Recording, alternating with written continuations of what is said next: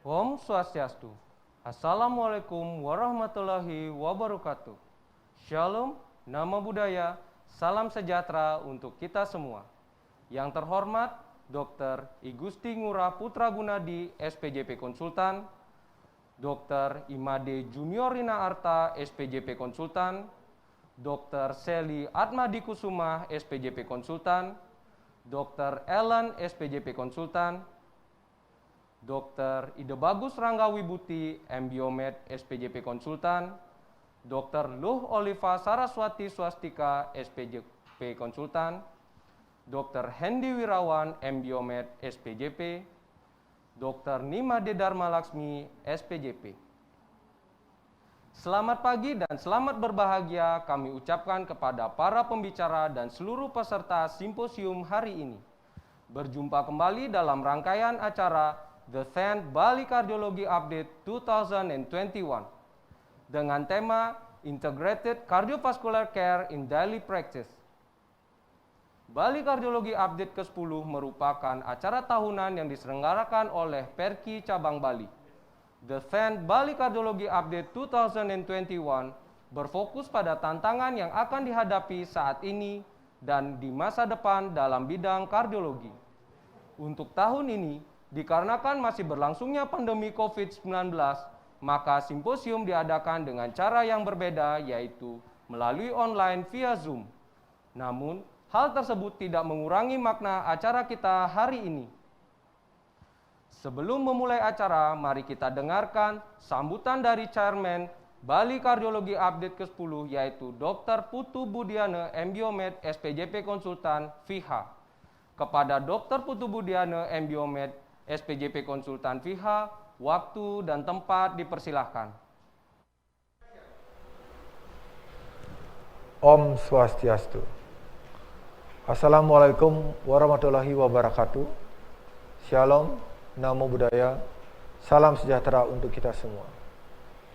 Yang terhormat Ketua ID Bali yang diwakili oleh Wakil Ketua ID Bali, Dr. Nyoman Rudi Susanto SPOG, Ketua Perki Bali, Dr. Imade Junior Rina Arta SPJP, serta rekan-rekan sejawat yang hadir pada pagi ini.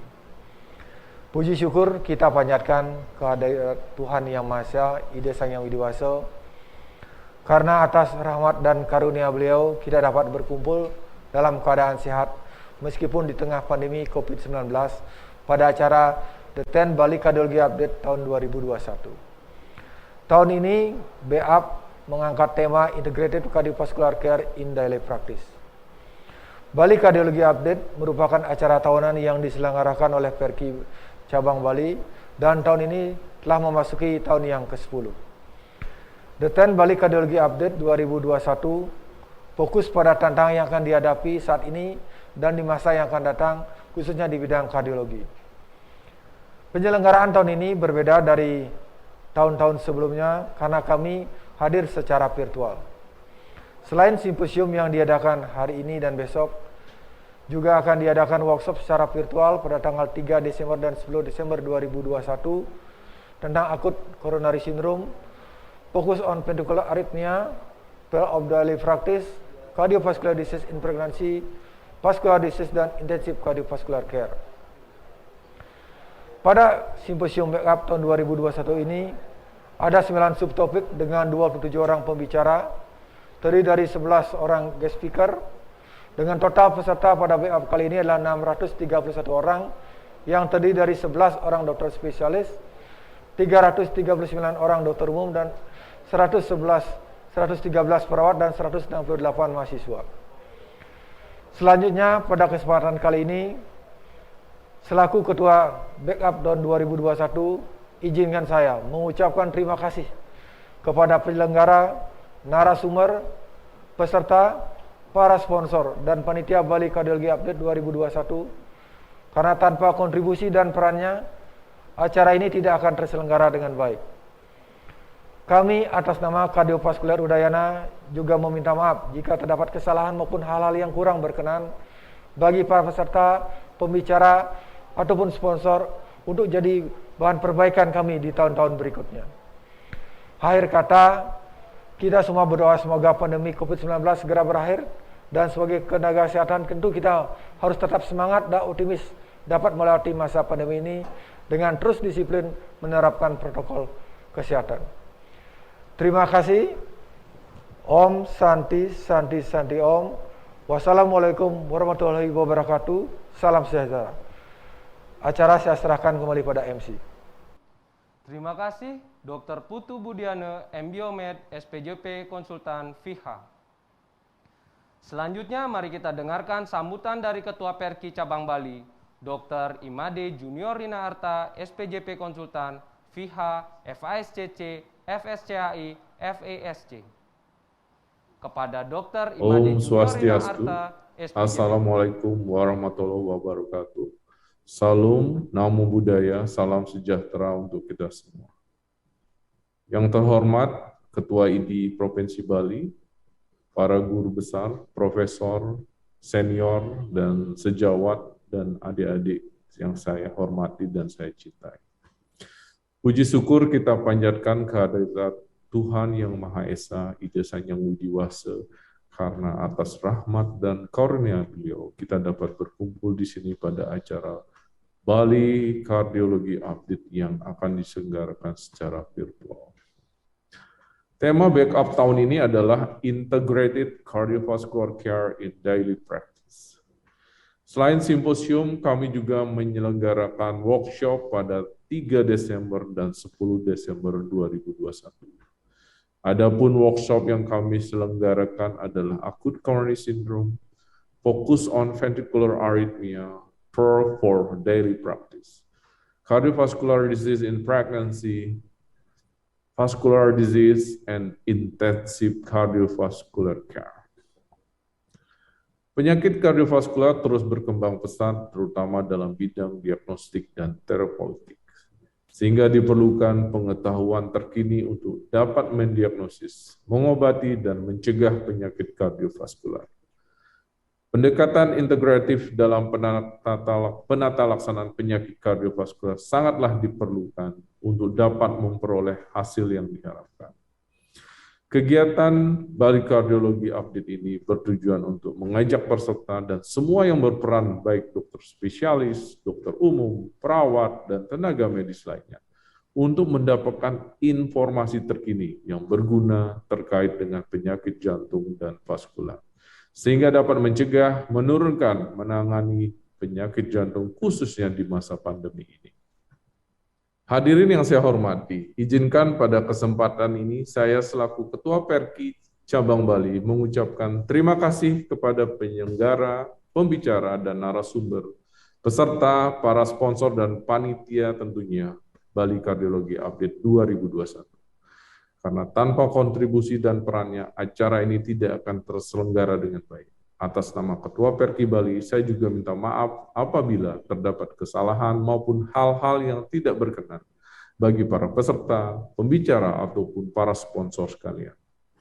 Semoga hal tersebut dapat menjadi pembelajaran bagi kami dan dapat kami perbaiki untuk acara selanjutnya. Kami harapkan acara ini akan berjalan lancar dengan tetap menerapkan protokol kesehatan dengan 3M, menggunakan masker, mencuci tangan, menjaga jarak untuk memutus mata rantai penurunan COVID-19. Akhir kata saya ucapkan terima kasih dan akan saya serahkan kembali ke MC. Om Santi Santi Santi Om. Wassalamualaikum warahmatullahi wabarakatuh. Salam sejahtera buat kita semua.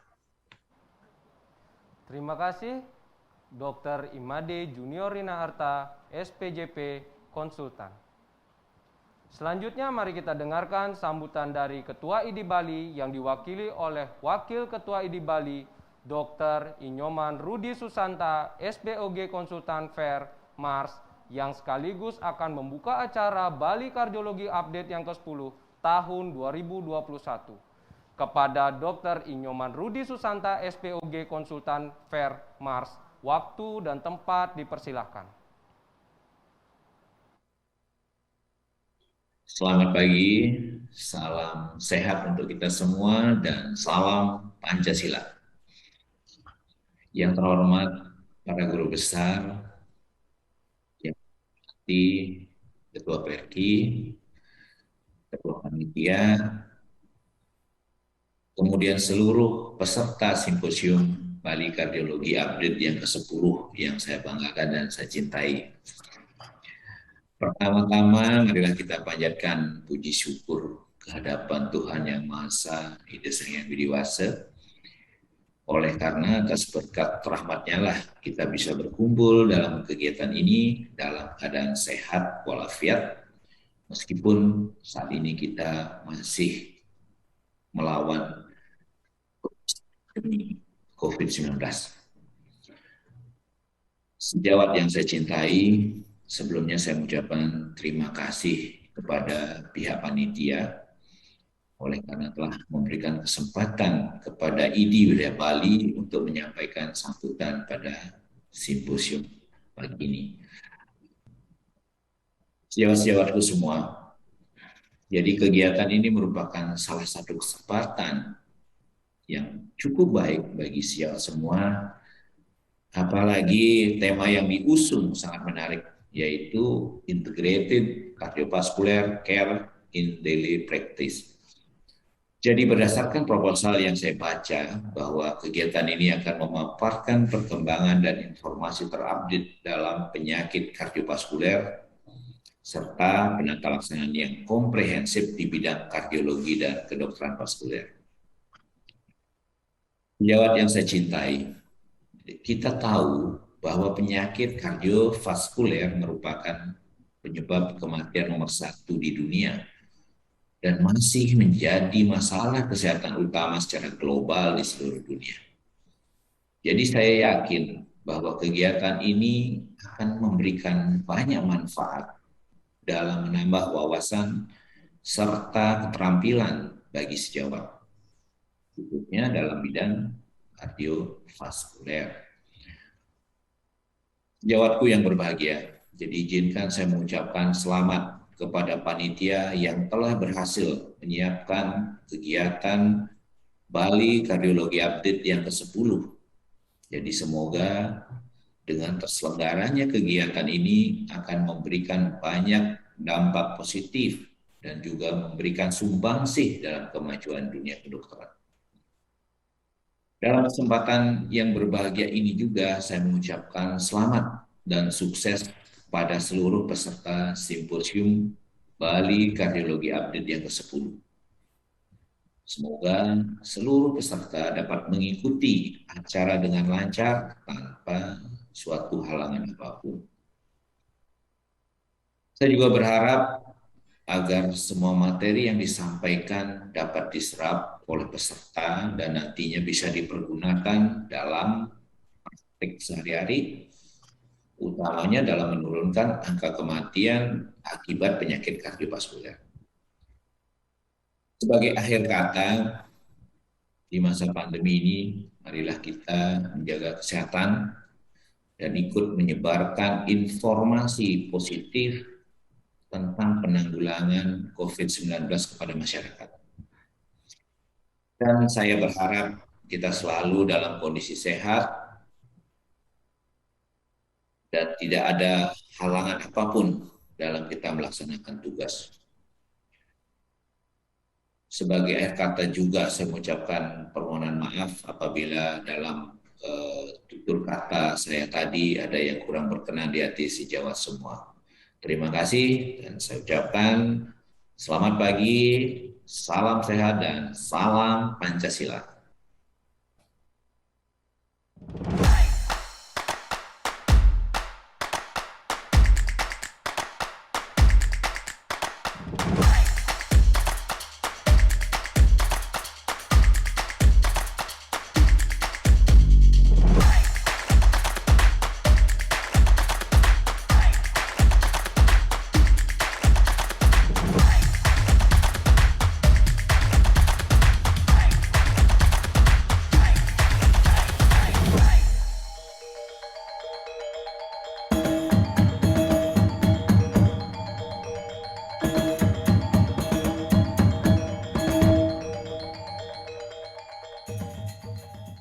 Terima kasih kepada Dr. Inyoman Rudi Susanta, SPOG, Konsultan Fair Mars. Mari kita masuk ke acara inti, yaitu Simposium 1 dengan topik Acute Coronary Syndrome.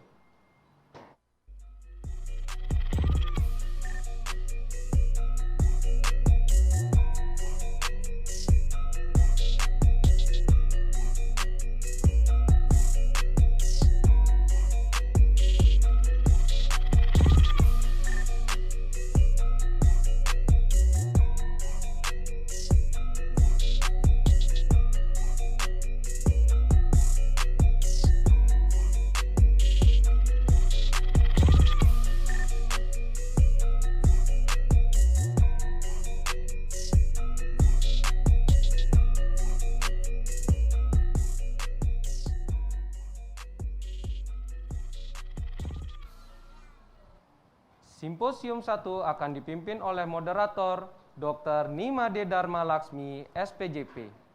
Sebelumnya, izinkan saya memperkenalkan beliau terlebih dahulu.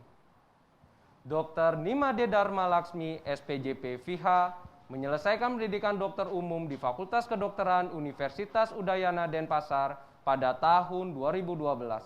Kemudian beliau menamatkan pendidikan spesialis di Program Pendidikan Spesialis Penyakit Jantung dan Pembuluh Darah Universitas Udayana Denpasar pada tahun 2020. Saat ini beliau bekerja sebagai dokter spesialis jantung di Rumah Sakit BIMC Kuta dan RSU Bali Jimbaran. Baik, untuk selanjutnya acara kami serahkan ke moderator kepada Dr. Nimade Dharma Laksmi, SPJP, dipersilahkan.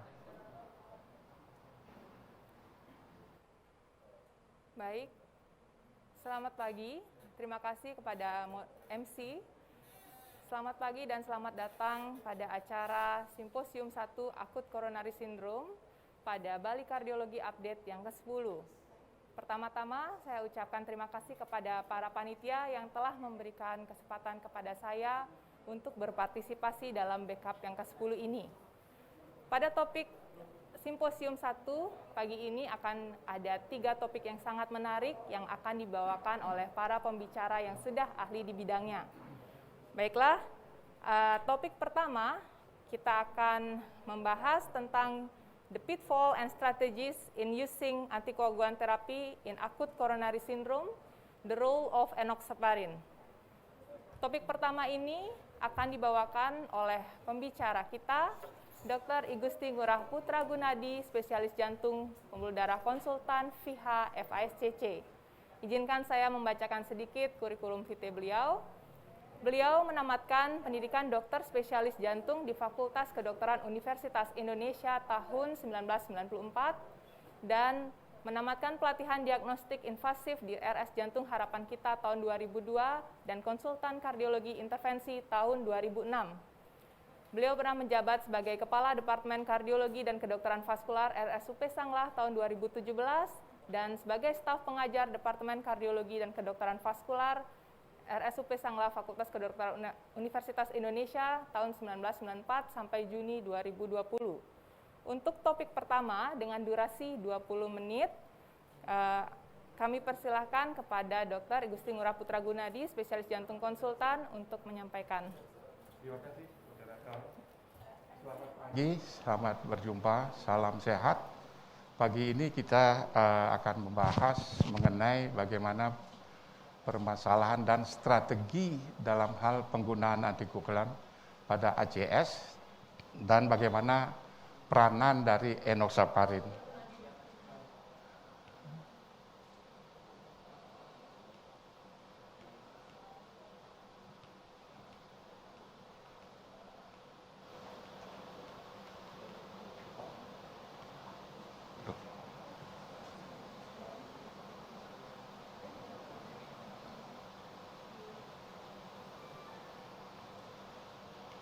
Ya, bagaimana kita ketahui bahwa ACS itu adalah suatu kumpulan gejala yang berkaitan dengan adanya iskemik pada miokard atau infak yang biasanya disebabkan oleh menurunnya aliran di pembuluh darah koroner. Nah, seperti kita ketahui bahwa ACS adalah penyebab kesakitan dan kematian yang tinggi, walaupun terapi secara optimal, dan di era revaskularisasi ini faktor risiko atau kejadian kardiovaskuler atau ACS masih tetap tinggi, di mana 1 di antara 5 pasien itu mengalami serangan kembali pada 3 tahun pertama.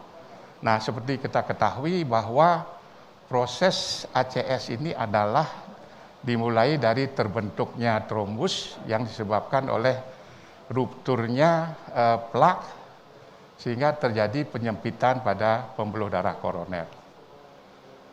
Nah, aterosklerosis atau trombosis ini adalah penyakit yang progresif yang dimulai dari proses terjadinya plak dan berlanjut plak semakin membesar, dan kalau plaknya stabil akan menyebabkan stable angina.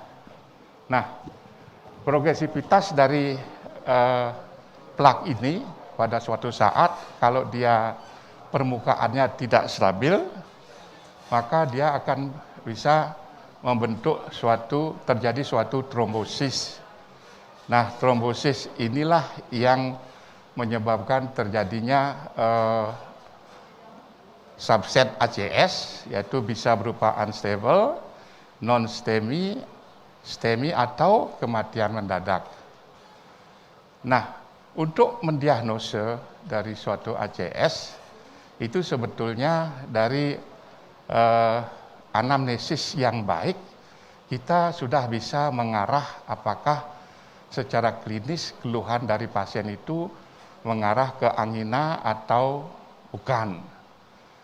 Nah, kemudian ditunjang oleh pemeriksaan ECG. ECG bisa normal, bisa ST depresi ringan sampai berat, atau ST elevasi. Nah, kalau misalnya dari pemeriksaan enzim dia normal, jadi pada ECG yang normal sebelumnya itu bisa bukan angina, dan kalau enzimnya positif, jadi ada perubahan ECG, misalnya ST depresi, dia bisa mengarah ke arah unstable. Dan kalau enzimnya positif pada ST depresi, positif pada ST elevasi, itu bisa dikategorikan sebagai STEMI, non-STEMI, dan STEMI. Nah, dalam strategi untuk manajemen ACS itu ada 2 hal yang prinsip, pada yang STEMI dan pada yang non-STEMI. Pada yang non-STEMI ini bisa dilakukan terapi konservatif kalau risikonya rendah, atau early invasif kalau risikonya tinggi. Nah, pada yang ST elevasi atau STEMI itu ada 2 pilihan, bisa dilakukan primary atau trombolisis, ya. Nah, pada strategi manajemen ACS itu kita biasanya memulai dengan 3 prinsip terapi. Pemberian terapi yaitu anti-iskemik, anti-trombotik, dan adjunctive terapi. Nah, anti-iskemik biasanya kita memberikan beta blocker atau nitrat. Nah, kalau tidak berhasil bisa ditambahkan CCB. Sedangkan pada pemberian antitrombotik itu pilihannya bisa antiplatelet dan antikoagulan. Nah, antiplatelet di sini bisa aspirin, clopidogrel, atau GP2B3A. Dan antikoagulan itu ada beberapa pilihan dan dipakai salah satu, bisa UFH, LWMH, atau bivalurudin. Dan terapi tambahan yang sering kita pakai adalah statin dan ACE inhibitor, ya. Nah, bagaimana pada pasien yang memerlukan revaskularisasi? Nah, di sini pada pasien-pasien yang mengalami pada pasien ACS yang subsetnya STEMI, itu kita bisa pilihannya bisa primary PCI atau fibrinolytic therapy. Kapan primary PCI? Yaitu kalau tersedia sarana yang bisa melakukan door to balloon sekitar 90 menit, atau pasien ditransfer ke sarana yang mempunyai logistik PCI 120 menit. Nah, kalau tidak, itu biasanya kita melakukan fibrinolytic therapy. Nah, bagaimana pada pasien yang non-STEMI, itu tergantung pada risk assessment ya. Kalau dia risiko tinggi, kita melakukan konservatif terapi, dan kalau high risk itu biasanya kita melakukan invasif strategi. Nah, pada penggunaan antikoagulan ini yang sering kita pakai adalah enoxaparin, fondaparinux, atau unfractional heparin. Di mana seperti kita ketahui bahwa enoxaparin dan fondaparinux itu menghambat faktor 10 dan UFH itu menghambat trombin, sehingga semua hasil akhirnya adalah mengurangi terjadinya fibrin. Nah, dalam memilih antitrombotik, di sini kita harus memperhatikan karakteristik pasien, apakah dia ada history bleeding, dan kemudian clinical presentasinya, presentasi klinisnya, apakah STEMI atau non-STEMI, dan ada penyakit penyerta atau tidak, diabetes atau CKD, dan obat-obatan yang diminum selama ini, dan prosedur yang dilakukan. Nah, dengan memperhatikan itu, harapan kita bahwa pemilihan antitrombotik ini itu menyeimbangkan antara ischemic risk dan bleeding risk. Nah, pada pasien-pasien yang dirawat, pasien-pasien ACS yang dirawat, itu direkomendasikan menggabungkan double antiplatelet dan antikoagulan. Nah, kemudian antikoagulan di sini yang masuk kelas 1 ada seperti enoxaparin, bivalirudin, fondaparinux, dan UFH. Dan ini diberikan dari awal terapi sampai dilakukan PCI. Nah, ini guideline yang menunjang bahwa pada pasien-pasien STEMI itu yang dilakukan PCI itu disarankan menggabungkan antikoagulan dan antiplatelet. Nah, di sini di samping rutin disarankan pemakaian UFH itu kelas 1C, juga rutin disarankan pemakaian enoxaparin. Nah, di sini kelas 2A. Nah, berikutnya ini juga suatu guideline ya dari AHA tahun 2013. Jadi pada pasien-pasien ACS yang dilakukan PCI setelah dilakukan fibrinolytik sebelumnya, nah AHA guideline 2013 itu menyarankan di samping UFH juga enoxaparin setelah dilakukan PCI, itu dia masuk dalam kelas 1B. Nah, demikian juga pada pasien-pasien ACS yang dilakukan fibrinolytik, itu guideline 2017 dari ESC. Nah, di sini pilihan yang pertama untuk antikoagulan justru enoxaparin, dan enoxaparin dalam hal ini jauh lebih baik dibandingkan UFA. Nah, perlu diketahui dari guideline AHA itu fondaparinux tidak disarankan pada waktu melakukan PCI. Ini salah satu penelitian besar ya, jadi ATOL trial yang membuktikan bahwa efikasi dan safety dari enoxaparin dibandingkan dengan UFH itu jauh lebih baik enoxaparin, di mana di sini net clinical benefit-nya itu enoxaparin lebih unggul dibandingkan dengan UFH. Nah, di samping studi tadi yang di Atoll, jadi banyak studi-studi lain ya yang membandingkan efikasi UFH dengan enoxaparin. Itu yang tadi pada STEMI yang dilakukan primary PCI, kemudian ada ekstrak, jadi pasien STEMI yang dilakukan trombolisis, kemudian studi sinergi pada non-STEMI yang dilakukan PCI, dan pada non-STEMI yang diberikan fibrinolisis.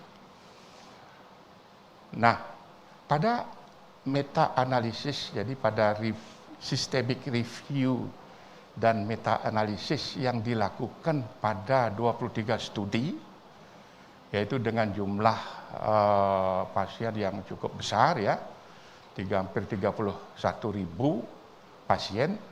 Jadi di sini dibandingkan efikasi dan safety dari enoxaparin dibandingkan dengan UFH, nah ternyata pada pasien-pasien STEMI, nah kita lihat di sini dari meta-analisis ini jauh lebih baik dibandingkan UFH.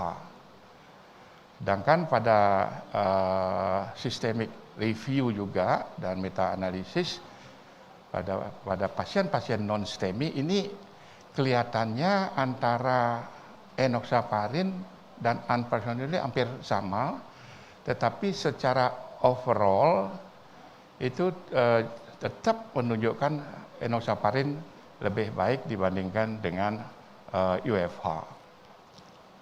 Nah, bagaimana dengan pasien-pasien yang mengalami gangguan fungsi ginjal? Jadi di sini diambil dari STIPLE trial. Memang pada pasien-pasien yang mengalami gangguan fungsi ginjal itu cenderung terjadi perdarahan mayor. Nah, pada penelitian ini ternyata enoxaparin, tapi pada pasien-pasien yang fungsi ginjalnya normal itu perdarahan mayor hampir sama atau tidak berbeda dengan enoxaparin. Nah, demikian juga pada pasien-pasien usia lanjut. Nah, ini kita ambil dari sinergi trial bahwa hampir 25% dari populasi studi ini adalah pasien-pasien yang berusia 75 tahun ke atas. Nah, di sini menguji apakah enoxaparin lebih unggul daripada UFH pada pasien-pasien usia lanjut. Nah, ternyata pada pasien-pasien usia lanjut efikasi dan safety dari enoxaparin dan UFH tidak jauh berbeda. Nah, sebagai kesimpulan bahwa pada pasien-pasien yang high risk, jadi risiko tinggi, itu harus dilakukan revaskularisasi. Nah, di sini PCI adalah salah satu pilihan utama. Nah, yang kedua, pengobatan dengan penggunaan antikoagulan yang optimal ini adalah salah satu kunci dari keberhasilan terapi. Dan kemudian dalam pemilihan antikoagulan yang saya sampaikan tadi, bahwa harus memperhatikan keseimbangan antara risiko trombosis dan risiko terjadinya bleeding. Nah, dari studi-studi yang sudah ada itu yang membandingkan efikasi dan safety enoxaparin dan UFH. Jadi ada beberapa studi tadi yang sudah saya sampaikan. Nah, ternyata enoxaparin di sini menunjukkan superioritas dibandingkan unfraksional heparin. Dan kemudian pada pasien-pasien ACS yang dilakukan fibrinolisis ya, kemudian dilanjutkan dengan pemberian antikoagulan. Nah, di sini juga enoxaparin memberikan kelebihan dalam net clinical benefit, yaitu perbaikan dalam kematian, ya, non fatal infark dan intrakranial hemoragik. Nah, ini sudah diadop oleh guideline ESC 2017. Sekian, terima kasih atas perhatiannya. Kalau misal ada hal yang masih belum jelas, nanti kita bahas dalam diskusi. Selamat pagi. Terima kasih kepada Dr. Igusti Ngurah Putra Gunadi, spesialis jantung konsultan, atas presentasi yang sangat menarik, jelas, dan tepat waktu. Untuk para peserta, apabila ada pertanyaan, dapat diketik di kolom chat atau kolom komentar, yang nanti akan kita bahas bersama 3 narasumber pada sesi diskusi di akhir acara Simposium 1. Baiklah, untuk selanjutnya kita lanjutkan ke acara kedua, yaitu topik kedua dengan judul The Role of Antiplatelet in Initial Management of Acute Coronary Syndrome from Primary to Tertiary Healthcare Tiers, yang akan dibawakan oleh pembicara kita, Dr. Imade Junior Rina Arta, spesialis jantung pembuluh darah konsultan, FIHA, FASCC, FSCAI, FASC. Izinkan saya membacakan singkat kurikulum vitae beliau. Beliau menamatkan pendidikan dokter spesialis jantung dan pembuluh darah di Fakultas Kedokteran Universitas Indonesia tahun 2012 dan menyelesaikan pendidikan Interventional Cardiology and Acute Cardiovascular Care Fellowship Invasive Diagnostic and Neurosurgical Intervention di Rumah Sakit Jantung Harapan Kita tahun 2015 dan Advanced Interventional Cardiology ASEAN Fellowship of Interventional Cardiology di Bangkok, Thailand tahun 2015. Saat ini beliau merupakan Ketua Perki Cabang Bali hingga tahun 2022 dan beliau merupakan konsultan Interventional Cardiology and Acute Cardiovascular Care Divisi Invasive Diagnostic and Non-Surgical Intervention Departemen Pendidikan Kardiologi Kedokteran Vaskular FK Udayana RSUP Sanglah. Baik, untuk topik kedua yang tidak kalah menariknya juga akan dibawakan dengan durasi 20 menit. Kepada Dr. Imade Junior Rina Arta, spesialis jantung pembuluh darah konsultan, waktu kami persilakan. Terima kasih Dr. Laksmi sebagai moderator pagi ini. Selamat pagi, salam sehat buat kita semua. Pagi ini saya akan membawakan tentang peran daripada antiplatelet dalam penata laksanaan awal sindrom koroner akut, terutama dari puskesmas ke rumah sakit tipe A. Artinya kita harus bisa menilai pasien-pasien kita, terutama pasien-pasien yang membutuhkan dual antiplatelet. Jangan hanya memberikan saja, tapi kita harus menilai resiko iskemik dan resiko perdarahan pada pasien-pasien kita. Kita tahu bahwa DAPT, yaitu dual antiplatelet itu tentu aspirin dengan P2Y12 inhibitor, yaitu yang bisa clopidogrel, pasugrel, atau ticagrelor. Tentunya itu adalah esensial yang utama dalam mencegah terjadinya event trombotik pada pasien-pasien sindrom koroner akut.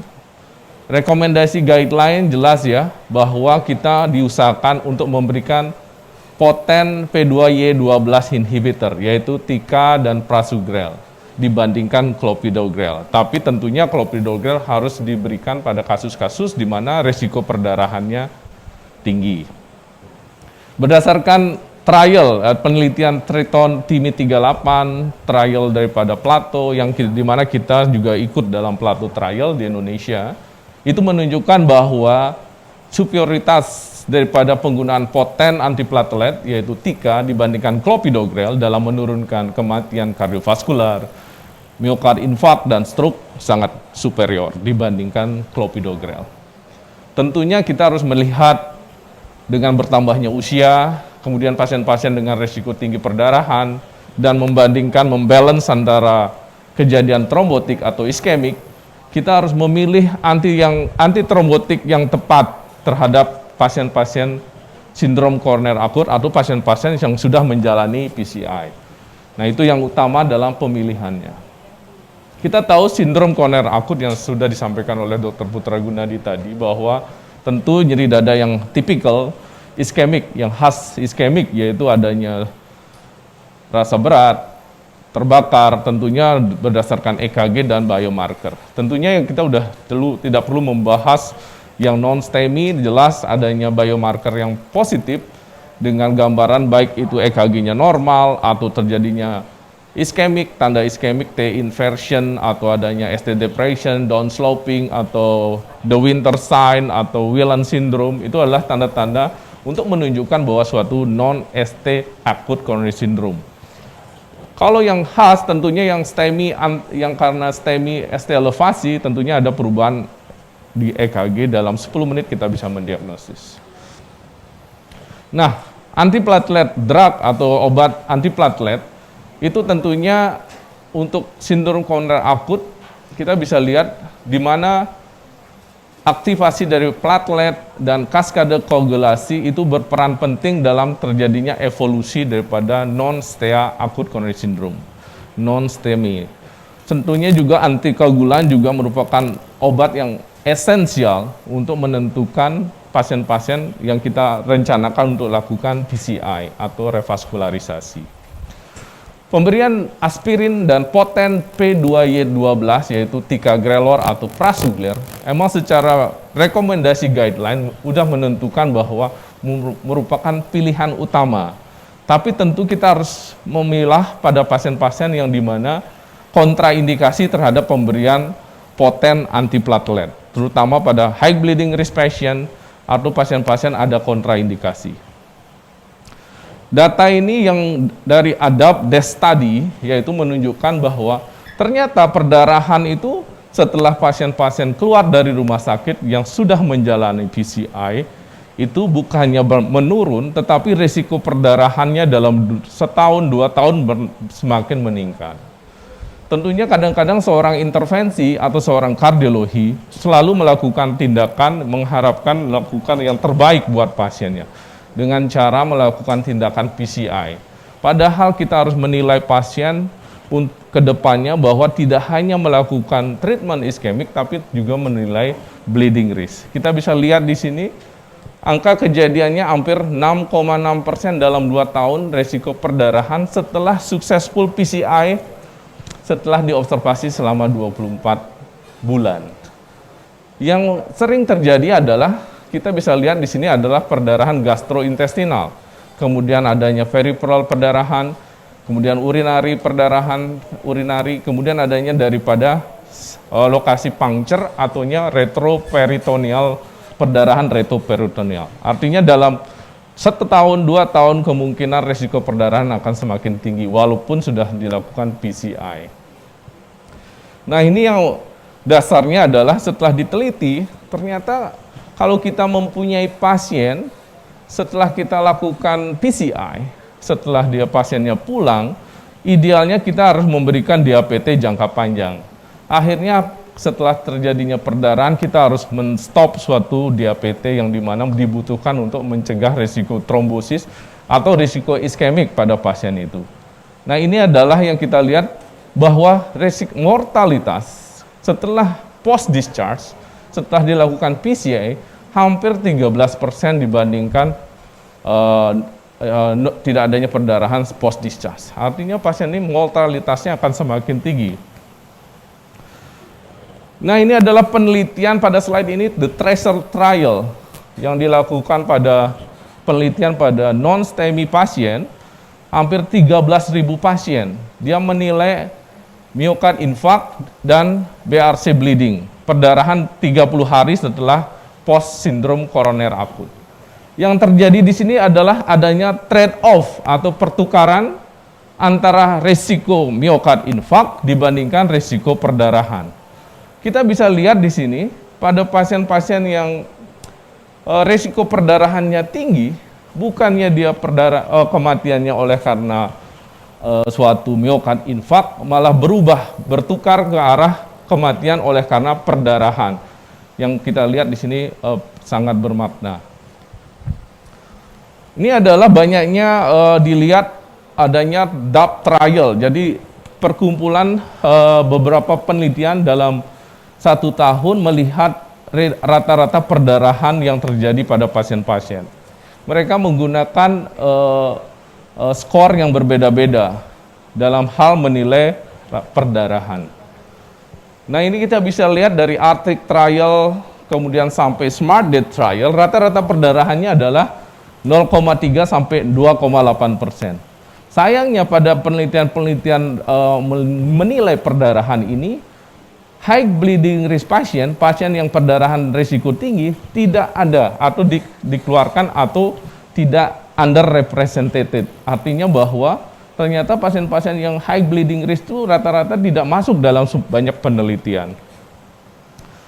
Oleh karena itu, konsorsium ARC, Academic Research Consortium High Bleeding Risk, melakukan suatu scoring yang namanya ARC High Bleeding Risk, yaitu menilai pasien-pasien yang dicurigai high bleeding risk, yaitu seperti penyakit liver, kanker aktif, kemudian adanya perdarahan diastesis, penggunaan OAC, oral antikoagulan, kemudian nilai platelet yang rendah, kemudian pasien-pasien yang direncanakan operasi atau riwayat trauma, atau juga pasien-pasien riwayat intrakranial hemoragik.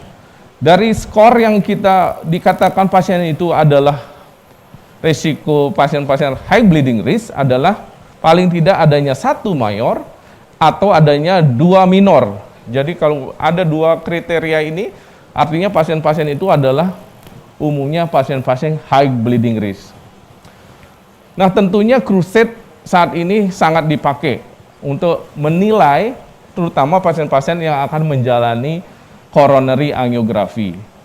Tentunya yang saya sebut sebelumnya bahwa penggunaan ARC high bleeding risk adalah direkomendasikan untuk menilai resiko perdarahan terutama yang high bleeding risk.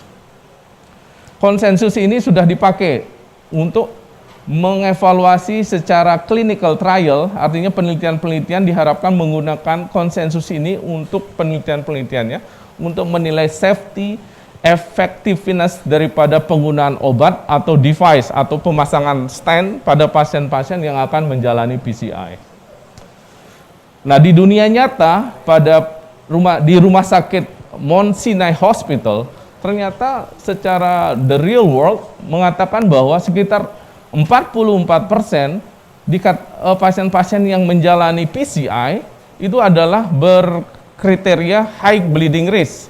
Kita bisa lihat di sini kebanyakan adalah riwayat anemia yang berat, penggunaan oral antikoagulan, adanya malignansi, kemudian adanya trombositopeni. Artinya secara dunia nyata, kenyataannya adalah kebanyakan pasien-pasien yang kita tangani atau kita lakukan PCI adalah pasien-pasien yang dengan risiko sangat tinggi.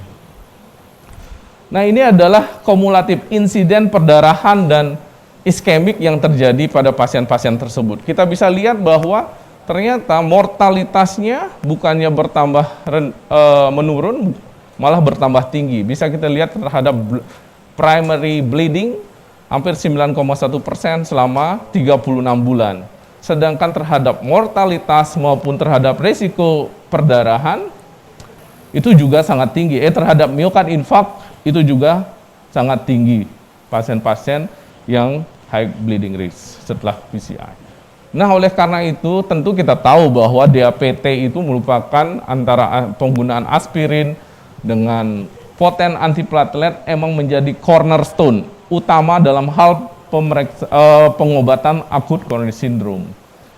Tentu kita berdasarkan Plato trial ya, bahwa memang dikatakan bahwa superior dibandingkan clopidogrel dalam menurunkan kematian kardiovaskular, MI dan stroke pada pasien.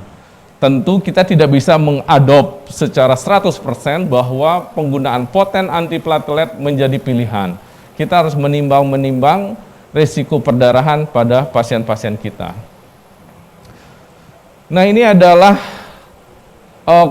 comparing, jadi berdasarkan Plato trial sebenarnya ini menggambarkan bahwa kejadian pada 330 STEMI pasien yang diberikan clopidogrel dan ticagrelor, itu dilihat bahwa pasien-pasien post discharge ternyata resiko perdarahannya yang terjadi hampir 2 kali lipat dibandingkan penggunaan clopidogrel.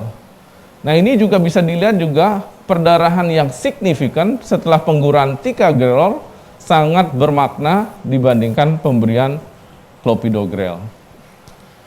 Ini kita bisa lihat juga perdarahan di hospital maupun perdarahan post follow up setelah pulang dari rumah sakit, itu menunjukkan bahwa pemberian ticagrelor resiko perdarahan jauh lebih tinggi dibandingkan pemberian clopidogrel. Oleh sebab itu tentunya kita berusaha melakukan pengobatan atau farmakologi terapi kepada pasien-pasien terutama yang high bleeding risk. Yaitu pertama mungkin pilihannya adalah shortening DAPT. Jadi DAPT pendek, kita berikan seminimal mungkin penggunaan DAPT jangka panjang. Artinya itu akan menjadi pilihan, terutama mungkin ada stent yang bisa kita berikan DAPT selama 1 bulan, 3 bulan, kadang yang ada yang 6 bulan, tergantung jenis stentnya. Kemudian teknik lainnya adalah deeskalasi. Jadi kita berikan obat-obat yang poten selama 1 bulan, kemudian diturunkan setelah 1 bulan menggunakan yang lebih less poten dan menurunkan resiko perdarahan. Yang berdasarkan trialnya adalah ada TOPIC trial, tropical ACS, popular genetic pada trial ini. Yang terakhir adalah aspirin withdrawal. Jadi mentop aspirin pada trial-trialnya adalah global leader dan lain-lain, itu menunjukkan hasil yang bermanfaat. Tentunya yang sudah dikerjakan pada AF dan PCI, yaitu pada penelitian ini WOST trial, Pioneer IFC PCI trial, itu menunjukkan hasil yang baik.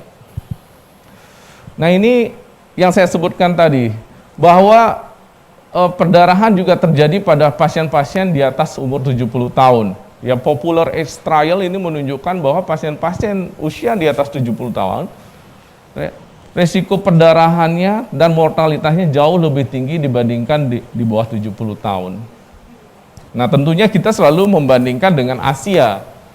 Ini penelitian di Korea yang sampelnya 800 pasien pada STEMI dan non-STEMI, itu menunjukkan bahwa terhadap primary endpoint, itu menunjukkan bahwa hasilnya jauh lebih baik pemberian clopidogrel dibandingkan ticagrelor dalam hal resiko perdarahan dan resiko iskemiknya juga tidak ada perbedaan. Nah, pada Korea ini kita bisa lihat bahwa terhadap primary safety endpoint, kita bisa lihat bahwa pemberian ticagrelor menunjukkan angka yang signifikan terhadap resiko perdarahan dibandingkan clopidogrel. Kita tahu bahwa di Asia itu kita mempunyai BMI lebih kecil dibandingkan orang Eropa, kemudian resiko iskemiknya lebih kecil dibandingkan orang Eropa, dan oleh karena itu makanya kita orang-orang Asia lebih dianjurkan penggunaan clopidogrel dibandingkan ticagrelor. Ini juga terhadap insiden secondary efficacy endpoint, itu menunjukkan gambaran yang tidak bermakna antara tika dan clopidogrel, terutama dalam hal kematian, cardiovascular death, dan infark miokard ataupun stroke. Nah, ini terhadap safety endpoint terhadap kriteria perdarahan yang berbeda-beda. Pada tika Korea ini mereka juga menilai kriteria perdarahan yang berbeda-beda. Ini menunjukkan bahwa penggunaan ticagrelor dibandingkan clopidogrel, resiko perdarahan yang signifikan lebih tinggi pada penggunaan obat-obat ticagrelor. Ternyata pada penelitian ini juga menunjukkan bahwa ternyata pasien-pasien yang menggunakan tika itu banyak yang prematur discontinue, jadi menyetop obat-obatan tika lebih awal dibandingkan penggunaan clopidogrel pada kasus-kasus perdarahan, sesak, kemudian pasien-pasien dengan resiko perdarahan yang tinggi. Nah, sebagai take home message, tentunya bahwa antikoagulan dan antiplatelet adalah esensial dalam penanganan suatu non-STEA ACS maupun STEMI, terutama pasien-pasien yang akan menjalani left vaskularisasi PCI atau melakukan PCI. Crusade dan ARC high bleeding risk adalah salah satu skor untuk menilai pasien-pasien terhadap effectiveness dan safety terhadap obat maupun device yang akan kita berikan kepada pasien kita. Komplikasi perdarahan sering terjadi setelah dilakukan PCI yang akan menyebabkan meningkatnya kematian, morbiditas, dan mortalitas pasien-pasien yang akan kita tangani. Pemilihan antiplatelet harus dinilai secara hati-hati berdasarkan individu masing-masing, dan kita harus menilainya berdasarkan antara keuntungan dan kerugian, safety terhadap efikasi dan risk of bleeding. Terima kasih, semoga bermanfaat buat kita, dan kalau ada pertanyaan kita diskusi setelah sesi yang ketiga. Selamat pagi, Om Swastiastu. Om Santi Santi Santi. Terima kasih kepada Dr. Made Junior Rina Arta, spesialis jantung pembuluh darah konsultan, atas presentasi yang sangat menarik dan jelas dan tepat waktu. Untuk para peserta yang telah bergabung, saya ingatkan kembali, apabila terdapat pertanyaan, silakan diketik atau ditulis di kolom komentar atau chat, yang nanti akan kita bahas bersama-sama dengan para narasumber pada akhir sesi diskusi pada simposium 1 ini. Baiklah, kita lanjut ke topik ketiga, yang topik terakhir tapi juga tidak kalah menariknya, yaitu tentang case discussion, treating cardiovascular patient, focus on acute coronary syndrome, yang akan dibawakan oleh pembicara kita, Dr. Hendy Wirawan, MBiomed, spesialis jantung pembuluh darah FIHA. Izinkan saya membacakan singkat kurikulum vitae beliau. Beliau menamatkan pendidikan dokter spesialis jantung di Fakultas Kedokteran Universitas Udayana tahun 2017. Saat ini beliau sebagai dokter spesialis jantung dan pembuluh darah serta staf medis Departemen Kardiologi dan Kedokteran Vaskular FK Udayana RSUP Sanglah.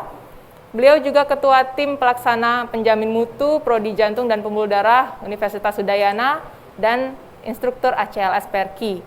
Kepada Dr. Hendy Wirawan, SPJP, untuk durasi topik ketiga 20 menit, kami persilakan. Terima kasih. Terima kasih Dr. Laksmi atas pembacaan CV-nya.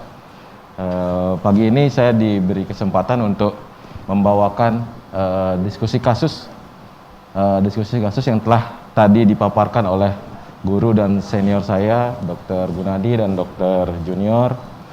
Jadi kita di sini mencoba mengaplikasikan ke kasus yang real yang kita dapatkan dari kasus benar-benar real yang kita dapatkan di RSUP Sanglah. Untuk membersihkan waktu kita langsung, saya harapkan nanti ada polling sedikit ya. Jadi para peserta bisa ikut menjawab pertanyaan-pertanyaan yang ada di slide nanti. Ya. Untuk kasus, pasien merupakan laki-laki 62 tahun, dirujuk dari RSUD Kelungkung, dengan keluhan chest pain yang tipikal angina, ada radiasi, terus perasaannya terasa berat, dirasakannya itu 9 jam sebelum ke rumah sakit Sanglah, terus risk faktor sangat jelas, ada diabetes, ada hipertensi dan merokok kurang lebih 1 bungkus per hari, vital sign menunjukkan adanya hipertensi stage 2, 160/100, heart rate 100 kali per menit, RR-nya cenderung normal, tidak ada dyspnea, dan tem aksila itu 36 derajat Celcius. Fast score untuk skala nyeri itu sekitar 4 dari 10. Pemeriksaan EKG yang dilakukan, yang pertama EKG adalah di Rumah Sakit RSUD Kelungkung, dengan kita bisa lihat di sini adanya ST elevasi, ST elevasi di V2 sampai V5 secara jelas di sini. Kita lihat tombstone appearance Terus kita setelah dirujuk dilakukan EKG ulang di RSUP Sanglah, itu didapatkan juga hampir sama, jadi belum ada terlalu banyak evolusi pada gambaran EKG-nya. Chest X-ray yang dilakukan cenderung normal ya, tidak ada kongesti paru ya, lapangan paru, tidak ada peningkatan corakan vaskular ya. Dari CTR kardiotoraksik rasionya itu juga normal. Untuk lab ya kebetulan kemungkinan labnya ini sangat cepat ya. Secara simultan kita cekkan ya. Ini untuk data aja untuk menjawab pertanyaan di berikutnya ya. Bun SC ureum kreatinin agak meningkat ya, 2,4 dan bunnya 25 ya. Kalau kita hitung creatinine clearance-nya kurang lebih ini 31 ya. SGOT sedikit meningkat. Yang jelas di sini adanya CKMB dan troponin yang jumlahnya meningkatnya sangat tinggi. Oh ya, satu lagi dari BS gula darah acak itu 285 dengan HbA1 HbA1c-nya meningkat 6,9, meningkat sedikit. Kira-kira diagnosisnya apa? Mungkin dari peserta bisa mempolling ya. Sepertinya sudah jelas tadi saya jelaskan ya. Chest pain yang khas, terus gambaran EKG-nya tadi sudah benar-benar khas ya, bahwa ada sebuah ST elevasi. Oke. Ya. Polling terus berjalan. Sudah cukup kali? Ya, silakan ditampilkan. Sudah tampil ya? Oke. Ya, jadi sebagian besar menjawab STEMI ya, tapi beberapa ada yang menjawab non ST elevasi myocard infarct. Ada CHF juga. Ya, jadi sebagian besar sudah betul ya. Kita assess pasien sebagai STEMI ya. Tadi jelas bahwa dari gejala, dari gambaran EKG itu menunjukkan adanya ST elevasi. Sekilas tentang ACS tadi sudah banyak dijelaskan ya. ACS itu muncul akibat adanya rupture plaque atau fissuring plaque, sehingga mengaktifasi bagian tubuh kita untuk mengaktifasi platelet sehingga terbentuknya trombogenesis di sana. Ya, trombogenesis yang terjadi disertai dengan vasokonstriksi sehingga aliran darah tentunya akan berkurang untuk menuju ke otot miokard kita sehingga terjadi sebuah nekrosis atau iskemik ya. Itu yang terjadi sehingga keluhan nyeri dada bisa muncul. Ya, spektrum ACS tadi sudah jelas juga bahwa ada dua ya, yang sebagian besar non ST elevasi ACS yang dibagi menjadi UAP dan non STEMI, dan ST elevasi ACS itu adalah jika terjadi sebuah blok dari lumen akibat dari trombogenesis itu full sehingga aliran darah tidak bisa melewati menuju miokard. Untuk diagnosis tadi sudah juga dijelaskan ya, ada 3 kriteria, presentasi klinis, terus yang kedua adalah EKG, dan juga adanya peningkatan troponin. Untuk peningkatan troponin sebenarnya kita tidak perlu menunggu ya, karena sebagian besar kan pemeriksaan troponin itu lumayan lama nunggunya, jadi kita harapkan sih tidak sampai menunda tata laksana terapi dari ACS tersebut ya, terutama pada yang STEMI. Kasus ini kan STEMI, jadi jika tidak di rumah sakit Kelungkung itu belum dilakukan troponin, jadi kita harus segera memberikan terapi tata laksana sesuai dengan ST elevasi myocard infarct. Untuk yang presentasi klinis ya, terlihat pada gambar ya, semakin ke kanan dia akan semakin high probability-nya untuk mengalami ACS ya. Semakin dia bisa dapat menunjuk gejala nyeri dadanya, itu semakin kecil kemungkinan pasien mengalami ACS ya. Jadi untuk gambaran EKG juga semakin ke kanan akan semakin mengindikasikan pasien itu mengalami ACS. Nah, ini initial assessment kita ya. STEMI anterior Philips 1, onset 9 jam dengan TIMI 3/14. Diagnosis komorbid yang lain yaitu hipertensi, diabetes mellitus, AKI, DDA-CKD, dan observasi transaminitis ya. Di sini dalam mendiagnosis STEMI ya, kita menilai adanya kilip dan juga TIMI ya. Kilip dan TIMI ini tujuannya adalah untuk menstratifikasi resiko sebagai prognosis dalam memperkirakan angka kematian dalam 30 hari. Sedangkan onset kita perlu cantumkan untuk menentukan terapi, apakah terapi reperfusi yang kita lakukan itu nanti sesuai dengan ini dari panduan-panduan atau guideline dari ESC ataupun guideline dari AHA. Kita bahas satu persatu. Kilip ya. Jadi pasien ini kita golongkan sebagai kilip 1 karena tidak ada keterkaitan gagal jantung ya, tidak sampai menimbulkan komplikasi gagal jantung pada pasien ini.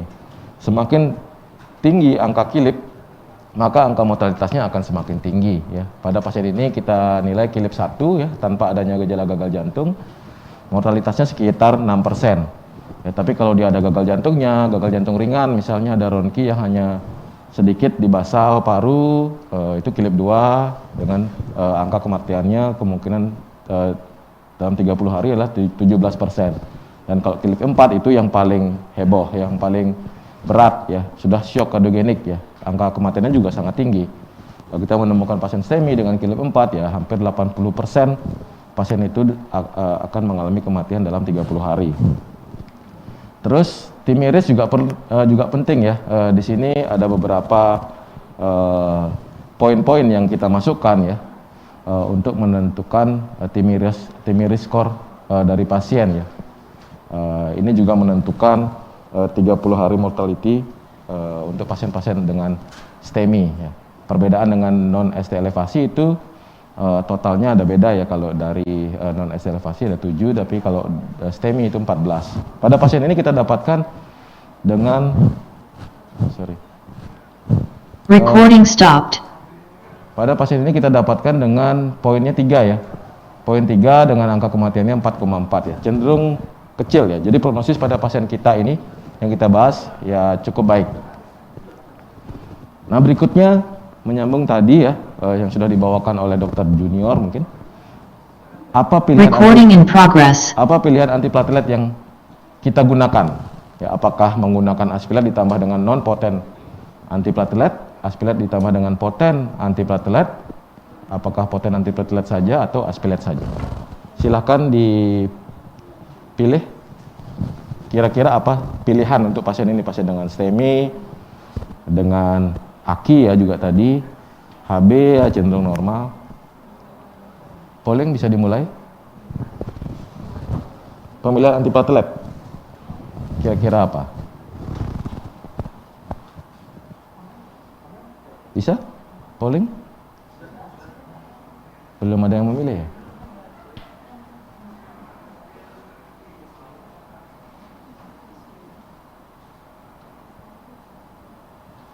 Sudah ada muncul di situ? Di peserta? Belum muncul?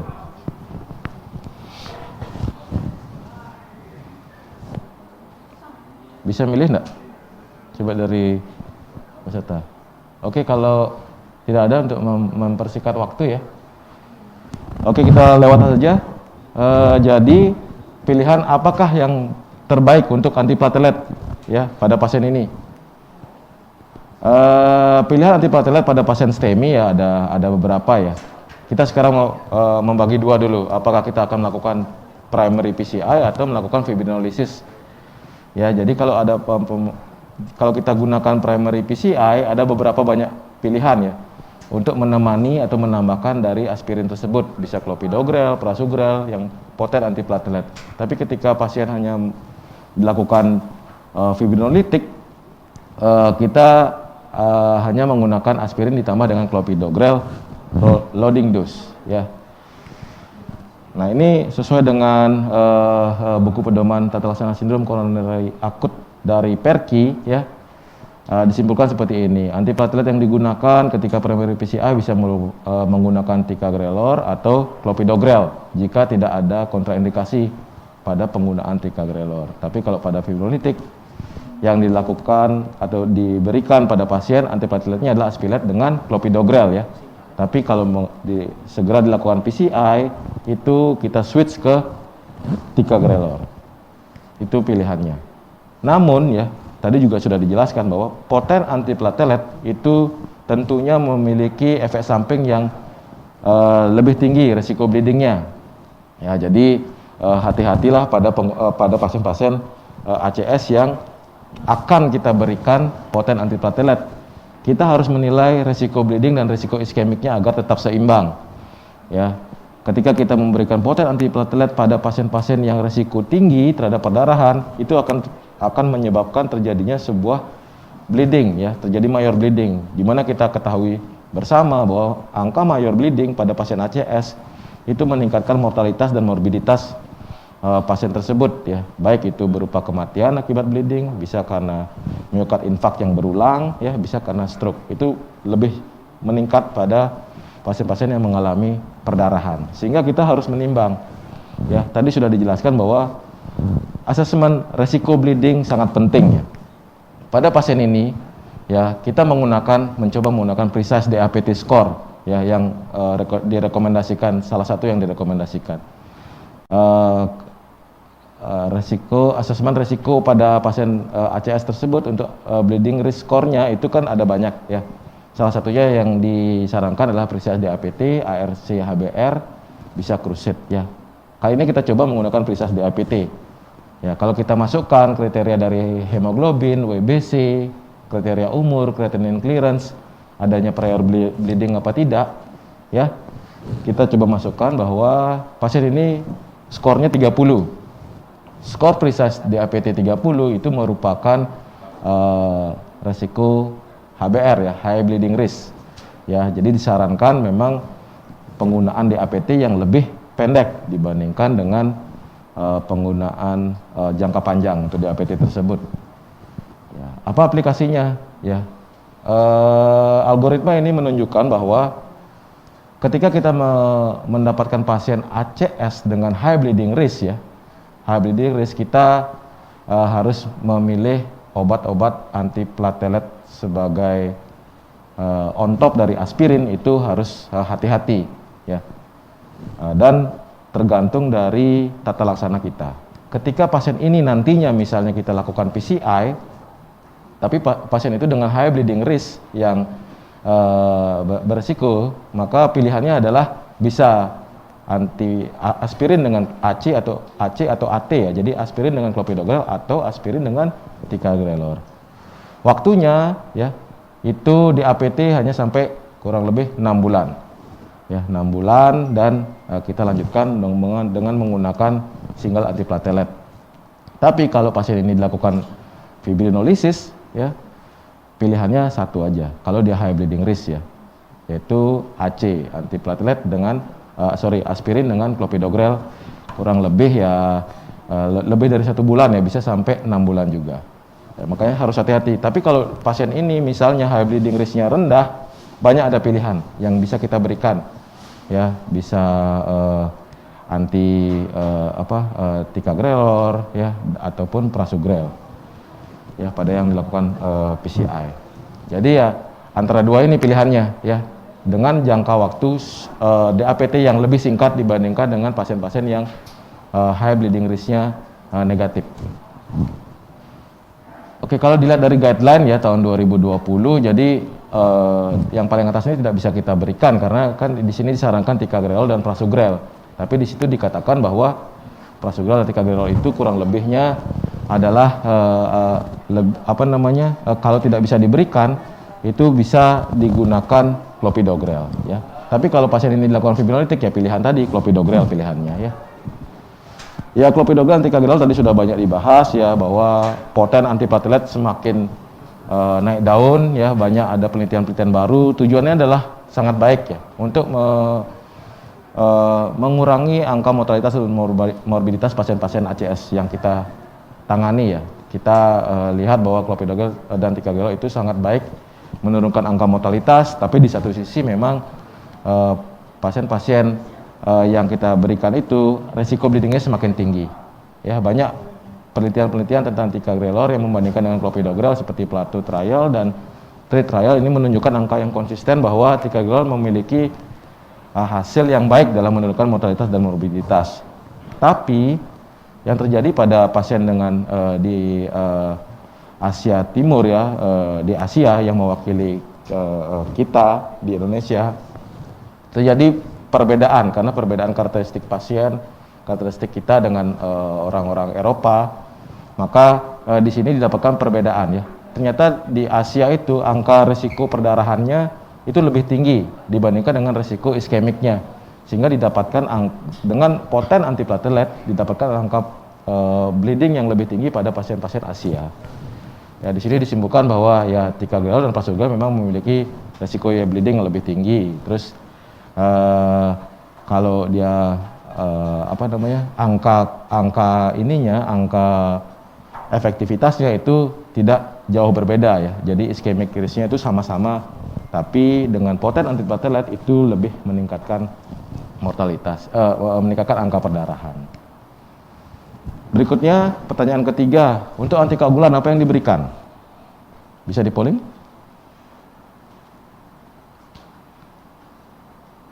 Sepertinya macet lagi ya.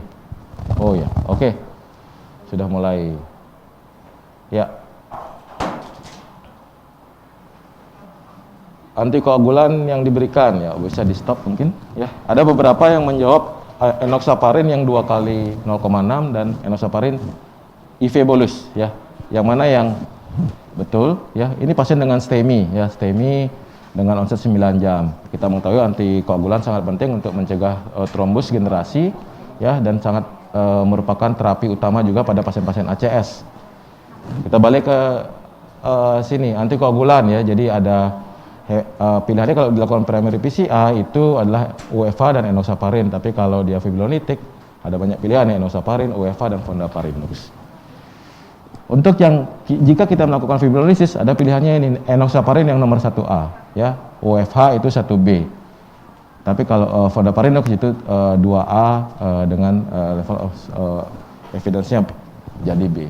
Ya, jadi yang kelas 1 enoxaparin, dan jika kita lakukan fibrinolysis. Jika kita lakukan PCI ya pilihannya adalah UFH yang pertama, yang kedua adalah enoxaparin, dan ini tidak boleh diberikan fondaparinux ya pada pasien-pasien yang akan dilakukan PCI. Tapi kalau sudah terlanjur ya kita berikan UFH pada saat dilakukan PCI. Ya, dosis-dosisnya untuk STEMI ya, pada STEMI itu apalagi mau dilakukan PCI itu wajib dilakukan bolus IV ya. Terus ya ini efektivitas enoxaparin memang lebih superior ya dibandingkan UFH. Ada beberapa penelitiannya di ATOL dan di penelitian yang lain. Nah, yang keempat, strategi reperfusinya apa?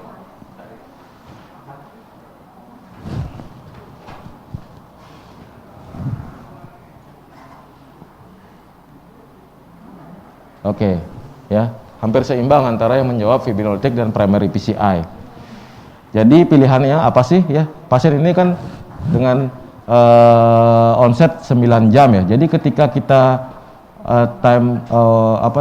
waktu datangnya itu sampai 12 jam, maka pilihan antara primary PCI dan fibrinolysis itu sama-sama 1A. Hanya saja fibrinolysis 1A hanya jika pasien tersebut tidak bisa dilakukan primary PCI dalam 2 jam ya. Terus nggak bisa ya? Habis ya? Oke ya, jadi ini ya ke pasien ini dari Kelungkung, jadi bisa dirujuk ke Rumah Sakit Sangla untuk dilakukan primary PCI karena waktunya kurang dari 2 jam. Ya, ini waktu-waktu interval untuk bisa kita lakukan ya. Jadi kalau misalnya pasien ini tidak bisa dirujuk dalam waktu 2 jam, maka kita bisa melakukan fibrinolysis di Rumah Sakit Kelungkung dalam waktu 10 menit ya. Oke, inisial terapi kita lakukan primary PCI. Terus ya ini hasil PCI-nya ya, ada lesi di LAD ya, setelah dipasang stent terdapat vaskularisasi yang baik di TIMI 3 flow ke distal LAD. Long term terapi ya, kita yang jelas modified lifestyle ya, stop merokok, diet alkohol, dan rehabilitasi yang maksimal, dan tentunya obat-obatan yang kita berikan harus diberikan rutin ya sampai sesuai dengan high bleeding risk score yang tadi. Demikian presentasi kasus dari saya. Mohon maaf atas kelebihan waktunya. Waktu saya kembalikan ke moderator. Baik, terima kasih kepada Dr. Hendy Wirawan, SPJP FIHA atas pemaparan kasus yang sangat menarik sehingga kita bisa tahu real case di lapangan.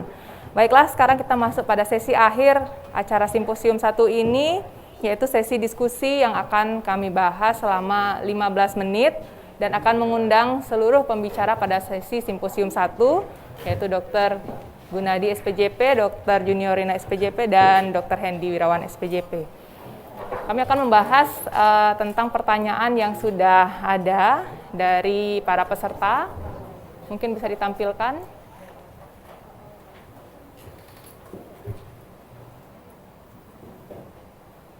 Baik, ini pertanyaan pertama, dokter. Dari Dr. Made Saska Prabawanta. Izin bertanya, Dok, kapan kita lebih memprioritaskan UFH daripada enoxaparin?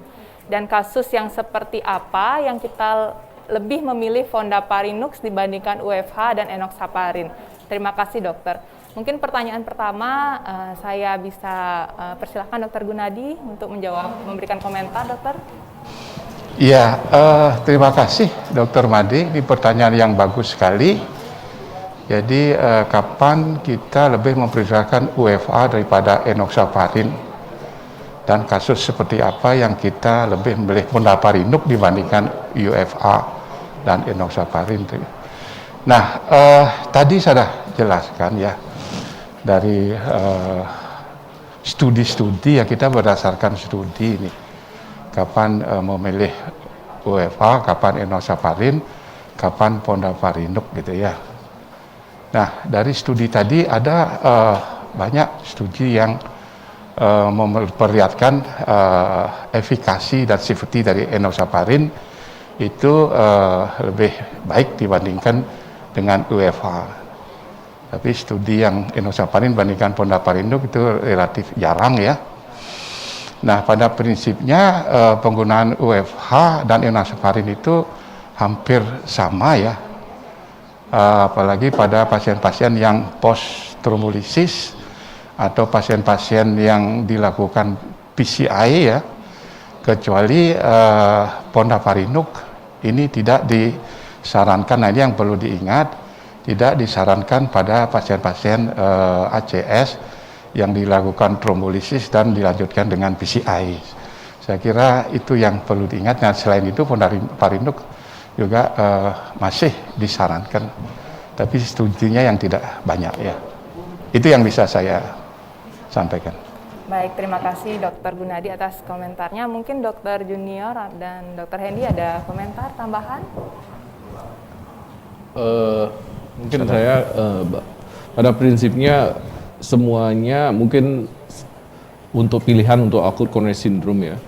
Tapi untuk kasus-kasus misalnya dia ada gangguan ginjal, mungkin akan dipilih adalah UFH dibandingkan yang lainnya.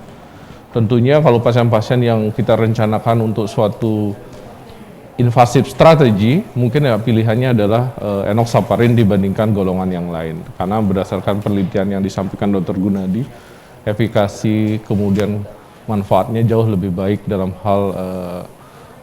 hal outcome pasien ke depannya untuk pasien-pasien kita. Terima kasih.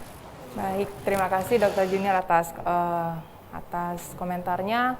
Kita lanjut ke pertanyaan kedua dari Dr. Indra Swahcarya. Selamat pagi dokter, izin bertanya, jika kita mendapat pasien dengan UAP DDN STEMI di puskesmas, apakah boleh langsung diberikan loading clopidogrel atau ticagrelor sebelum rujuk? Mengingat ada rekomendasi untuk menunda jika ada rencana terapi invasif. Terima kasih dokter. Mungkin pertanyaan tentang antiplatelet, saya mohon Dr. Junior untuk memberikan komentar pertama, Dok. Terima kasih pertanyaan Dr. Indra ya. Ini memang menarik di rekomendasi guideline yang terbaru bahwa kita harus menunda pemberian clopidogrel atau ticagrelor, P2Y12 inhibitor. Tentunya itu baseline karena resiko pada kasus-kasus di mana center sebenarnya yang dia akan pada umumnya kan pasien-pasien itu dilakukan tindakan coronary angiografi, ternyata pasiennya itu CAD3 vessel. Nah, itu yang akan direncanakan situ bypass. Tentunya, nah di Bali ya terutama atau di Indonesia, tentunya kita harus menilai. Kita tahu udah efikasi pemberian dual antiplatelet kombinasi dengan aspirin untuk menurunkan, memperbaiki outcome morbiditas, mortalitas, kan tentunya dengan idealnya kita berikan. Nah, untuk kita tidak bisa mengadop atau menerima semua guideline secara utuh ya, bahwa pada prinsipnya adalah pada pasien-pasien yang akan kita rencanakan PCI pada umumnya, pada pasien-pasien ACS, idealnya kita bisa loading kedua-duanya. Tapi tentu yang saya sampaikan sebelumnya, apakah pasien ini adalah high bleeding risk atau tidak. Kalau pasien-pasien ini high bleeding risk atau usianya di atas 70 tahun, nah itu harus dipertimbangkan resiko-resikonya. Tapi apapun itu, pemberian dual antiplatelet masih menjadi pilihan untuk pasien-pasien acute coronary syndrome, apalagi direncanakan untuk terapi invasif strategi. Mungkin itu tambahan dari saya. Baik, terima kasih Dokter Junior. Berarti kita harus tetap menilai high bleeding risk-nya dan tetap bisa memberikan loading antiplatelet tersebut. Mungkin dari Dokter Gunadi atau Dokter Hendi ada tambahan untuk komentar? Tidak ada, cukup. Oke, kalau begitu kita lanjut ke pertanyaan ketiga dari Dokter Cindy Amanda. Selamat pagi dokter, izin bertanya, jika karena suatu alasan kita perlu mengganti antikoagulan untuk pasien ACS, kita misalnya faktor 10A inhibitor ke enoxaparin, apakah bisa? Bagaimana cara switch-nya atau cara menggantinya dokter? Terima kasih. Mungkin Dokter Hendi ada komentar, dokter? Baik, terima kasih Dokter Laksmi. Ya, jadi ini yang sering kita juga dapatkan ya, bahwa di lapangan pasien yang sudah, jadi kan ketersediaan antikoagulan di masing-masing rumah sakit itu berbeda ya. Jadi ketika kita mendapatkan pasien yang sudah mendapatkan contohnya Fondaparinux ya, terus ke RSUP Sanglah, di RSUP Sanglah ternyata ketersediaannya tidak ada atau kosong, sehingga kita harus men-switch ke enoxaparin. Ya, jadi untuk switching ke antara antikoagulan tersebut sih sebenarnya pada guideline itu tidak disarankan ya.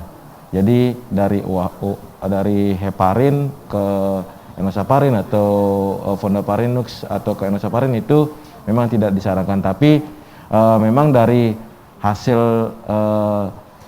kenapa tidak disarankan itu karena dia akan dapat meningkatkan resiko perdarahan. Cuma kita juga balik lagi ke kita menimbang ya, apakah ini resiko iskemiknya tinggi apa tidak, karena pasien dengan akut coronary syndrome kan cenderung akan mengalami sebuah aktivasi platelet, terbentuknya trombus.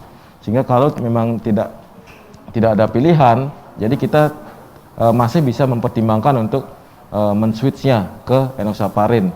Nah, caranya bagaimana adalah kita memberikan obat enoxaparin yang tadinya dari Fondaparinux itu di next dose dari Fondaparinux-nya. Jadi ketika Fondaparinux itu kan 1 kali 24 jam, jadi kita berikan berikutnya enoxaparin itu 24 jam setelah pemberian Fondaparinux yang pertama. Mungkin itu dari saya. Terima kasih. Baik, terima kasih Dokter Hendi atas penjelasannya. Mungkin Dokter Junior dan Dokter Gunadi ada tambahan? Mungkin tambahannya adalah kalau switching idealnya kalau pasien-pasien yang kita tahu memang pada dasarnya tidak dianjurkan oleh guideline, harmful lah ibaratnya seperti itu. Tapi idealnya apapun itu, kalau bisa switchingnya ke UFH. Kalau misalnya sebelumnya dengan golongan yang lain atau enoxaparin tidak ada, gantilah ke UFH, mungkin jauh lebih aman dibandingkan kita switching ke LMWH yang lain. Mungkin itu dari saya. Terima kasih. Baik, terima kasih. Berarti memang harus hati-hati sekali dalam switch antara antikoagulan tersebut. Baik, kita lanjut ke pertanyaan berikutnya dari Dr. Andri Hidayat. Selamat pagi dokter, izin bertanya, apabila terjadi pendarahan signifikan pada saat penggunaan DAPT dan dilakukan penghentian DAPT, jika memulai kembali, apakah langsung digunakan kembali keduanya dok, atau satu persatu? Bagaimana cara untuk melakukan inisiasi kembali? Terima kasih dokter. Mungkin saya mohon Dokter Junior untuk tentang DAPT dokter. Terima kasih Dr. Andre. Jadi kita harus menilai dulu perdarahannya ini apakah perdarahan minor atau berat ya. Ada tipe-tipe perdarahan yang berat, ringan, sedang, atau sangat berat. Jadi kasus-kasus yang sangat berat ke atas, berarti kan artinya kalau berat ke atas, artinya kita harus stop DAPT. Tapi umumnya kita harus nilai juga yang minor seperti apa. Perdarahan kencing itu minor, gusi berdarah mungkin minor. Tapi pada dasarnya kita harus melihat individual masing-masing. Yang seperti saya bilang, pasien-pasien yang high bleeding risk, kita berdasarkan ARC high bleeding risk, tentunya kita harus men-switch ke golongan yang dianjurkan. Nah itu kalau misalnya kita bisa stop, tidak ada perdarahan lagi, ada beberapa trial dari rekomendasi guideline, ada yang kita bisa berikan setelah 3 hari. Tentu kita harus nilai dulu, ini perdarahannya apa, apakah sampai anemia, sampai perdarahan intracranial bleeding. Nah itu kita harus nilai dulu perdarahannya itu di mana. Nah itu kita harus nilai. Tapi tentunya antara membalance antara bleeding risk dan ischemic risk, nah itu kita harus luar. Tentunya yang di slide sebelumnya mengenai single diabetes, short diabetes, kemudian deeskalasi merupakan salah satu cara untuk mencegah perdarahan. Terima kasih. Baik, terima kasih Dr. Junior, penjelasannya sangat jelas. Kita lanjut ke pertanyaan berikutnya dari Dr. Karisma Dharma. Selamat pagi dokter, berapa lama diberikan DAPT pada pasien post ACS dan apa ada perbedaan pemberian DAPT pada STEMI dan non-STEMI? Setelah DAPT dihentikan, antiplatelet mana yang direkomendasikan untuk dilanjutkan? Apakah clopidogrel atau aspilet? Terima kasih. Mungkin saya persilakan Dr. Gunadi memberikan komentar. Mungkin ini lebih tepat Dr. Junior ya. Dr. Junior, ya. Mungkin tadi ditambahin Dr. Hendy atau Dr. Gunadi. Itu di guideline ada jelas ya bahwa pasien non-STEMI kita harus nilai dulu, kita berikan kan UFH, antikoagulan, dilihat untuk rencananya apa, terutama yang indikasi invasive strategi. Tentu kita nilai dulu apakah bleeding risk-nya tinggi atau tidak, low bleeding risk atau ischemic risk-nya yang tinggi. Kalau high bleeding risk tentu ada di algoritma pemberian suatu DAPT bahwa kita bisa memberikannya hanya DAPT 1 bulan, ada yang 3 bulan, kemudian pemberiannya kalau yang nggak ada low bleeding risk kita harus berikan sampai 12 bulan, kadang-kadang lebih dari 12 bulan pada kasus-kasus di mana risiko iskemiknya lebih tinggi. Nah itu harus kita, tentu yang dianjurkan adalah pada kasus-kasus yang ACS yang high bleeding risk-nya rendah, kita menggunakan yang poten antiplatelet, poten DAPT, tentunya TICA atau prasugrel. Nah kalau misalnya pasien-pasiennya itu high bleeding risk-nya tinggi, nah kita anjurkan adalah 1 bulan DAPT, setelah itu pembelian clopidogrel jangka panjang. Ini 1 single aja dalam, tentunya kita nilai, artinya ada banyak hal untuk menilai itu, bisa kita gunakan stent yang aman untuk kasus-kasus yang high bleeding risk atau pasien-pasien di atas 70 tahun. Mungkin ada tambahan dari yang lain. Mungkin Dr. Hendy ingin menambahkan, Dok? Ya, terima kasih. Sudah sangat jelas tadi dari Dr. Junior, hanya menambahkan yang penting adalah yang pertama high bleeding risk itu tadi ya. High bleeding risk menentukan apakah kita mau memberikan 1 bulan, 6 bulan atau setahun. Kalau dia non high bleeding risk, setahun kita kasih ya. Terus yang mungkin pertanyaan yang itu, apakah clopidogrel atau aspilet yang kita lanjutkan? Itu berdasarkan manajemen dari bleeding yang tadi ya. Jadi kalau bleeding ada manajemennya ketika kita melihat high risk of bleeding pada pasien yang bolak-balik mengalami perdarahan, baik itu berupa hanya hematom atau hematuri. Tapi kalau sudah sampai mengganggu HB-nya turun ya, kita memang disarankan memilih yang non potent antiplatelet, yaitu clopidogrel dibandingkan dengan aspilet. Jadi high bleeding risk sangat penting untuk menentukan pemberian yang mana, yang poten atau non poten, dan seberapa lama DAPT tersebut. Terima kasih. Baik, terima kasih Dr. Hendy. Berarti memang strateginya adalah memilih, menilai tentang high bleeding risk dan juga menilai tentang ischemic burden-nya untuk strategi pemilihan DAPT tersebut. Baiklah, karena waktu sudah habis, pada acara simposium 1 ini telah berakhir. Terima kasih kepada para pembicara dan kepada para peserta yang sudah setia mengikuti simposium 1 pada pagi hari ini. Baik, demikianlah hari ini acara simposium 1 saya tutup. Saya kembalikan acara selanjutnya ke MC. Terima kasih.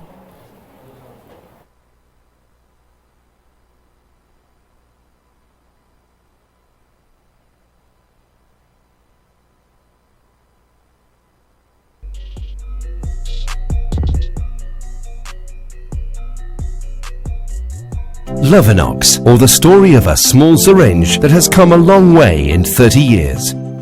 The molecule that allowed this adventure is heparin. Its full name, we will continue to call it heparin. It was discovered a little over 100 years ago, as it was found in liver cells. Hepa in Greek, it was called heparin.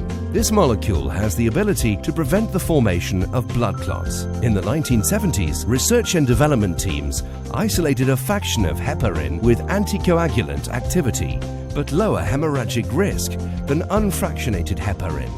They call it enoxaparin. It is one of the first low molecular weight heparins developed in the early 1980s. It is as effective as unfractionated heparin, but better tolerated and easier to administer. A daily injection of enoxaparin prevents thrombosis. This enoxaparin is the active substance in Lovenox. It is necessary to manufacture it on a large scale in complete safety. Here, the skills and know-how of Sanofi come into play. In the Ploemel plant, heparin is extracted from animal intestinal mucus and purified after a viral inactivation phase. It is then shipped to Singapore, where, after depolymerization, it becomes enoxaparin, the active substance in Lovenox. It is now time to prepare the packaging. A delicate pharmaceutical operation performed on 3 sites: Le Trait in Normandy, Maison-Alfort in the Val-de-Marne, and Schanik in Hungary. This syringe is also an asset of Lovenox, thanks to its automatic safety system, which reduces the risk of accidental punctures. After being packaged, Lovenox is ready to be distributed in hospitals and pharmacies around the world. It takes almost 10 months of preparation to produce a syringe. And syringes, Sanofi produces 2 million of them a day. In 30 years, Lovenox has had an extraordinary adventure, an industrial adventure, because on production lines, techniques have been modernized, and they now borrow advanced technologies from many fields. Nuclear power for decontamination, robotics of automakers for automated manipulations, and 3D for the control of the integrity of syringes. A medical adventure too. Since its marketing authorization in 1987, Sanofi has produced more than 7 billion syringes, distributed on 5 continents in more than 100 countries, under the supervision of international health authorities. And a human adventure. Lovenox is the result of the work of thousands of collaborators, scientists, manufacturers, medical representatives, and many other professionals working on this product daily. They all built the quality of Lovenox and the expertise of Sanofi. Finally, Lovenox is the most referenced low molecular weight heparin, cited in 18,000 scientific publications. With more than 30 years of extensive clinical experience, Lovenox continues to provide health professionals with therapeutic solutions. More than 670 million patients have been treated worldwide, and it is thanks to them and to you that Lovenox will live a long time.